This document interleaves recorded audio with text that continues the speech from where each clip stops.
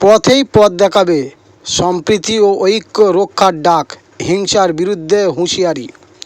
দক্ষিণ চব্বিশ পরগনা জেলার বিষ্ণুপুর বিধানসভার বিধায়ক দিলীপ মণ্ডল 25শে বৈশাখ উপলক্ষে সমস্ত মনীষীদের প্রতিকৃতিতে মাল্যদান করেন।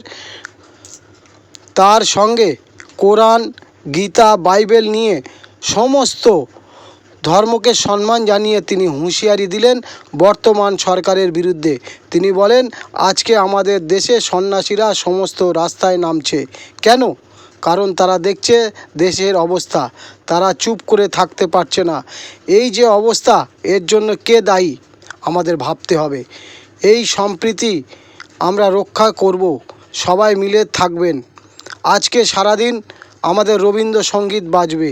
যারা রবীন্দ্রনাথের কপালে তিলক তুলে দিচ্ছে গেরুয়া, সুভাষচন্দ্র বসুর তিলক তুলে দেওয়া হচ্ছে, রবীন্দ্রনাথ ঠাকুর থেকে আরম্ভ করে বঙ্কিমচন্দ্র থেকে আরম্ভ করে রামকৃষ্ণ পরমহংস দেবের কপালেও টিপ রেখে দেওয়া হচ্ছে।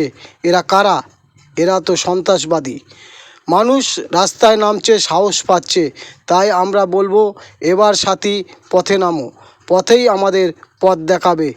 জোট আমাদের বাঁধতেই হবে মানুষে বাঁচার জন্য, সম্প্রীতি বাঁচানোর জন্য, ঐক্য বাঁচানোর জন্য, একতা তৈরি থাকার জন্য।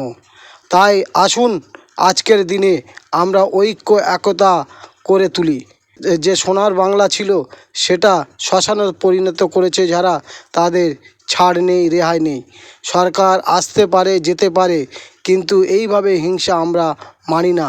2011 সালে আমরা ক্ষমতায় এসেছিলাম, সেদিন দিদি বলেছিল বদলা নয় বদল চায়, রবীন্দ্রসঙ্গীত বাজিয়ে তো বলেছিল সমস্ত মিছিল বন্ধ করেও দিয়েছিল। আর একদিন না যেতেই দিন থেকে শুরু হয়ে গেছে হিংসা, আগুন লাগানো হয়েছে, লুটপাটের সমস্ত কিছু। এদের বিরুদ্ধে নিশ্চিত ওপরওয়ালা আছে, ওপরওয়ালা আছে আমাদের সঙ্গে, বললেন দিলীপ মণ্ডল, প্রাক্তন মন্ত্রী। বিষ্ণুপুর থেকে জামালউদ্দিন সর্দারের রিপোর্ট, 72 ঘন্টা।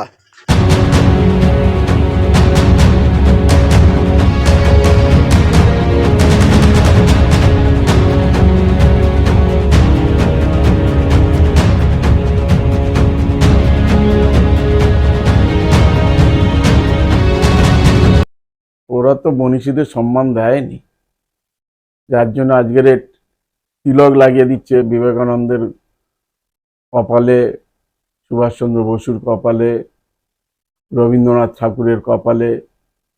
তারা শুধু নামটা নেয়, কিন্তু তাদের আদর্শ, তাদের চলার পথ, তাদের সম্মান দেওয়ার যে জায়গাটা বিজেপি কোনোদিন দেয়নি, দেবেও না। তারা বলেছিল হিন্দু হিন্দু ভাই ভাই। আজকে সারা বাংলা ঘুরে দেখুন, হিন্দুদেরই মারছে। আর এরা কারা? এই যে বাইক নিয়ে র্যালি, বিভিন্ন রকমের অস্ত্র শস্ত্র, নেশা থেকে আরম্ভ করে, এটাই মানুষ দেখলো, সারা বাংলার মানুষ। যে আমরা যখন 2011 সালে এসেছিলাম, মমতা বন্দ্যোপাধ্যায় বলেছিল বদলা নয় বদল চাই, রবীন্দ্রসঙ্গীত বাজাতে হবে, র্যালি এখন করা যাবে না। সমস্ত বাংলা শান্তি ছিল, সমস্ত বাংলা। দু একটা টুকটাক হয়তো ঘটনা ঘটেছিল। 34 বছরের যন্ত্রণা, কংগ্রেস থাকাকালীন, টিএমসি থাকাকালীন কর্মীদের খুন, 60,000 কর্মী খুন হয়ে গেছে।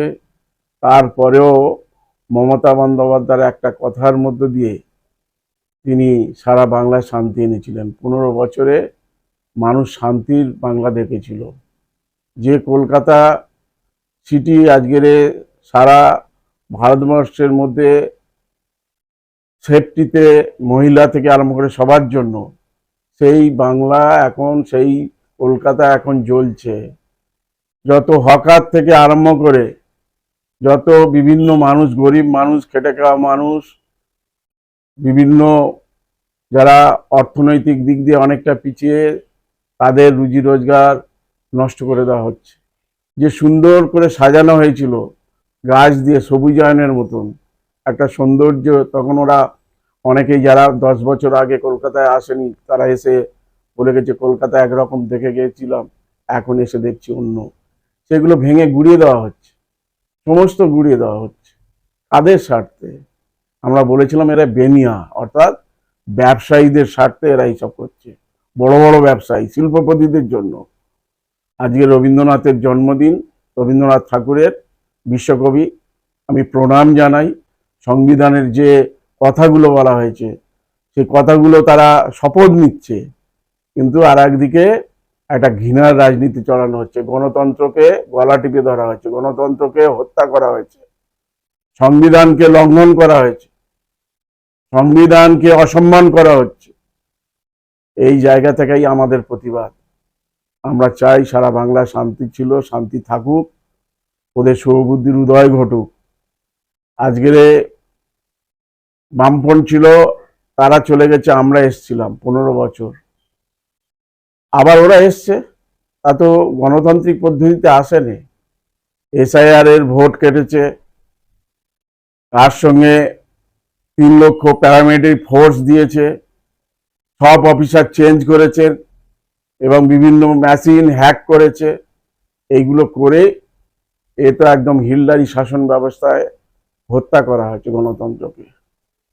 এই গণতন্ত্রর মানুষ আজকে বুঝছেন, সারা বাংলার মানুষ, যে কি সর্বনাশ করলাম। এরপরে বুঝবেন, লক্ষ্মীর ভান্ডার দিক না দেখি, 3000 করে সমস্ত মানুষকে দিক। আগে দিতে গেলে 1 লক্ষ কোটি টাকার উপরে যাবে বছরে, তারপরে 3000 করে যেসব বেকার ছেলেদের 15,000 করে দিতে দিয়ে টোটাল যা বাজেট হবে আমাদের পশ্চিমবঙ্গের, সেই বাজেট পুরো চলে যাবে।